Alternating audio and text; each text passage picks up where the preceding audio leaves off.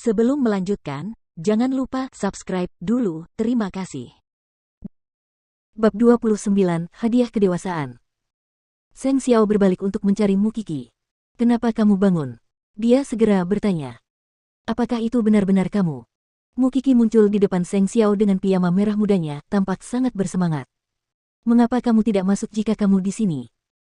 "Aku akan segera berangkat ke Perancis," kata Seng Xiao sambil mengenakan sarung tangannya. "Oh, kapan kamu kembali?" "Saya tidak yakin."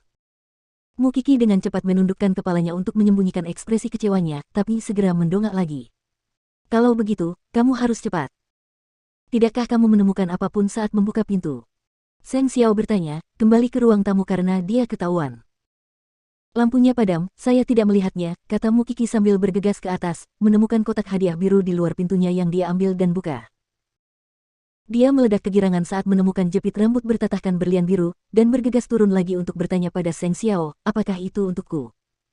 Dia mengangguk. "Hadiah untuk kedewasaanmu." Mu Qi menyadari bahwa itu adalah hadiah yang dia datang khusus untuk diberikan padanya saat dia mencapai usia dewasa. Dia merasakan dorongan saat itu untuk mendekati Seng Xiao, berdiri tegak dan memberinya ciuman lembut di pipinya. Kecuali dia tidak hanya berpikir, dan telah mewujudkan pikiran tersebut menjadi tindakan.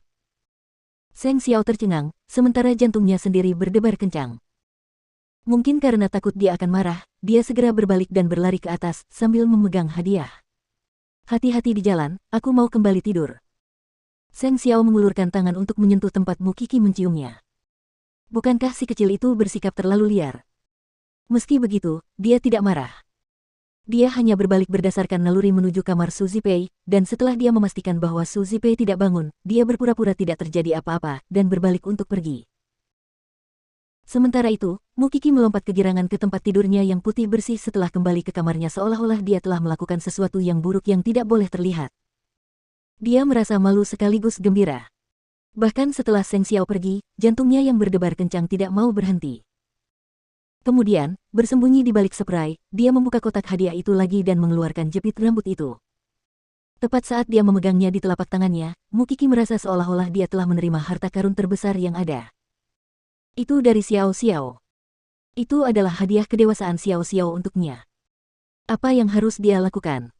Dia mungkin tidak akan bisa tidur malam ini. Dan meskipun dia berpikir bahwa dia salah menciumnya, dia tidak bisa mengendalikan dirinya. Bagaimanapun, tengah malam telah berlalu dan dia sekarang berusia 18 tahun. Apakah itu berarti dia sekarang memiliki kebebasan untuk menyukai orang lain? Faktanya, Mu Qi tidak sendirian dalam hal itu. Seng Xiao juga mengingat kecupan di pipinya bahkan saat dia dalam perjalanan ke bandara. Berbeda sekali dengan ciuman orang dewasa yang penuh hasrat. Ciuman Mu Qi begitu lembut, hampir tidak seperti ciuman pada umumnya, melainkan samar-samar. Adapun dia juga tidak menahan diri, malah membiarkan dirinya ditangkap. Reaksi pertamanya saat dicium adalah tidak ada yang memperhatikan, terutama Su Zipei. Dia ingin menyimpan kekaguman Mu Qi untuk dirinya sendiri. Segera, dia sampai di bandara, ketika Jing Yun mengirim pesan kepadanya bahwa dia sedang menunggu di tempat istirahat VIP. Seng Xiao tiba ketika Jing Yun memberitahunya setelah mendapatkan tiket mereka, "Tuan muda, sudah waktunya. Ayo lewat pos pemeriksaan." Tiba-tiba, kata-kata Mu Qi terlintas di benak Seng Xiao. "Kapan kamu kembali?" Seng Xiao memikirkan semuanya sejenak sebelum mengenakan kembali sarung tangannya, dan berbalik untuk meninggalkan bandara. "Tuan muda, Anda mau pergi kemana?" "Rumah. Untuk tidur. Tapi besok adalah peluncuran produk di Prancis. Orang tua itu sudah ada di sana. Tidak penting apakah aku akan muncul atau tidak, dan setelah sekian lama sibuk, aku akan memberikan diriku liburan." Jing Yun tercengang sejenak, tetapi pada akhirnya, dia sudah terbiasa. Temperamen Seng Xiao selalu berubah-ubah. Tidak seorang pun bisa memaksanya melakukan apa yang mau atau tidak mau dia lakukan. Dia sudah meninggalkan bandara dengan kata-kata itu, dan meskipun Jing Yun tidak berdaya, dia tidak terlalu terkejut. Dia hanya menelepon Papa Seng dan melaporkan situasinya. Seng Xiao mendengus dingin dari ujung telepon. "Sudah kuduga, polanya itu, terserahlah. Bersiaplah, Jing Yun." "Ya, Tuan Muda Seng," jawab Jing Yun. Mu Qi tidak menyadari bahwa Seng Xiao tidak meninggalkan Jianchuan dan pergi ke sekolah seperti biasa keesokan paginya. Namun, Su Zipei tiba-tiba bertanya padanya saat sarapan, "Apakah kamu mendengar sesuatu tadi malam?" Hatimu Kiki menegang, namun dia tetap tenang dan menjawab, apakah Bibi Zipei salah dengar? Yah, terserahlah. Buat apa aku bertanya begitu? Ini hari ulang tahunmu, aku sudah membuatkanmu beberapa hidangan terbaikku, bawalah ke sekolah bersamamu. Terima kasih, Bibi Zipei. Masih saja takut kalau Su Zipei akan menginterogasinya tentang kejadian tadi malam, Mu Kiki segera menghabiskan sarapannya dan pergi. Dia menyadari bahwa dia tidak boleh membiarkan siapapun mengetahui bahwa dia menyukai Seng Xiao, atau bibinya akan menjadi orang pertama yang protes.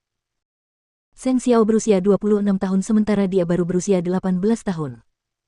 Seiring dengan hubungan perwalian mereka, persepsi Su Zipei adalah bahwa Seng Xiao seperti saudara bagi Mu Kiki dan tidak lebih. Apakah dia akan berharap bahwa Mu Kiki terlalu memikirkannya? Sementara itu, Mu Kiki sering mengingatkan dirinya sendiri bahwa dia harus menyembunyikan kekagumannya dengan baik untuk dirinya dan dirinya sendiri. Dia tahu bahwa dia dan bibinya tidak akan diizinkan tinggal bersama keluarga Seng jika hal itu terbongkar. Oleh karena itu, dia harus menjaga buku hariannya lebih erat lagi. Ketika dia tiba di sekolah, Mu Tangshui sudah memberitahu teman sekelasnya tentang waktu pesta malam itu. Tentu saja, dia mengingatkan Mu Kiki sambil lalu. Jam 5:30 malam ini, Kak. Kami tidak akan berhenti sampai bertemu denganmu, dan ingatlah untuk membawa Bibi Zipei. Mu Kiki menanggapi dengan ekspresi tenang. Mu Tangshui mungkin senang sekarang, tetapi malam ini mungkin tidak. Bagaimanapun juga, Mu Kiki mendapati Su Zipei tidak mempersiapkan diri sama sekali saat dia sampai di rumah. Apakah kamu tidak pergi, Bibi Zipei?